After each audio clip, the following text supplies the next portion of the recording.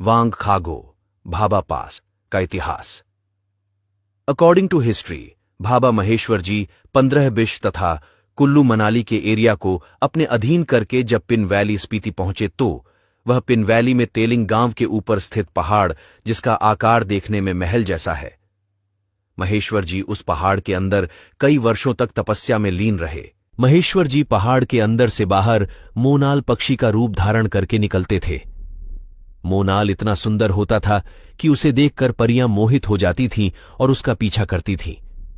परियों से बचने के लिए महेश्वर जी खर गांव में एक छोटे से सुरंग से अंदर चले जाते थे, जो सीधा तेलिंग गांव में उसी पहाड़ तक पहुंचता है। इस सुरंग को आज भी खर गांव में देखा जा सकता है। यह सुरंग मात्र 1 फुट ही चौड़ा तथा ऊंचा है।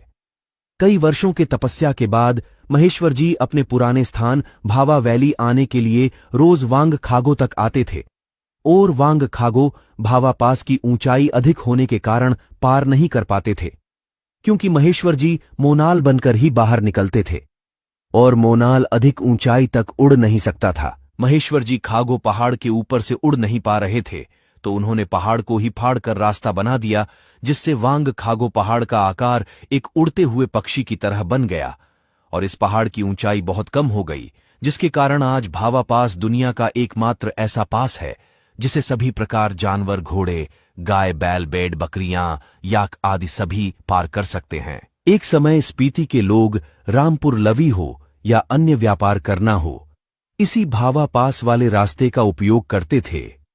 पिन वैली और भाभा वैली के लोगों के मध्य काफी सारी वस्तुओं का व्यापार होता था, जैसे कि उन गर्म वस्त्रों आदि के बदले में भाभा से स्पीति के लोग उल्गा जो आदि अनाज ले जाते थे। आज भी पिन वैली के लोग अपने मकान इत्यादि बनाने के लिए लकड़ भाभा वैली के जंगलों से ले जा सकते हैं और जंगलों का इस्तेमाल कर सकते हैं, तथा भाभा वैली के लोग भी पिन वैली के जंगल का इस्तेमाल कर सकते हैं।